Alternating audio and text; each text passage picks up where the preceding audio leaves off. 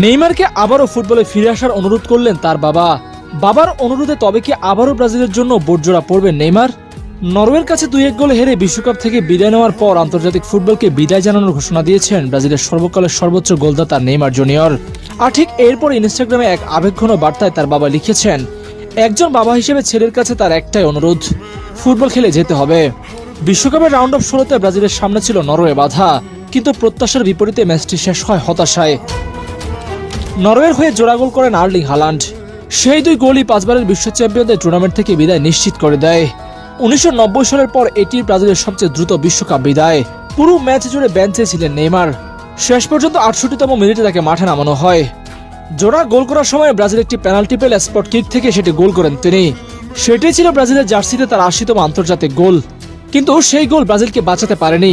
কয়েক মুহূর্ত পরই শেষ বাঁশি বাজে, আর শেষ হয়ে যায় নেইমারের আন্তর্জাতিক ক্যারিয়ারের গল্প। ম্যাচ শেষে সংবাদ সম্মেলনে আবেগ সামলাতে পারেননি ব্রাজিলিয়ান সুপারস্টার। চোখ ভেজা কণ্ঠে তিনি বলেন, আমি চেষ্টা করেছি, এবার সব শেষ। আমি এখানেই শুরু করেছিলাম, এখানেই শেষ করলাম।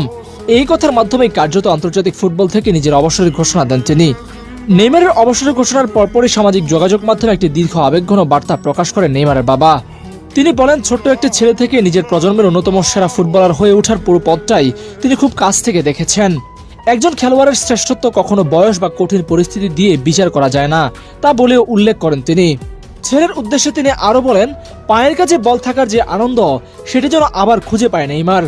ঈশ্বর তাকে আবারও সেই কাজ করার সুযোগ দিয়েছেন, যেটিকে তিনি সারা জীবন সবচেয়ে বেশি ভালোবেসেছেন। তাই আগামীকাল নিয়ে ভয় না পেয়ে আজকের দিনটাকে উপভোগ করতে, অনুশীলন চালিয়ে যেতে, হাসতে এবং ফুটবল খেলতে বলেন তিনি।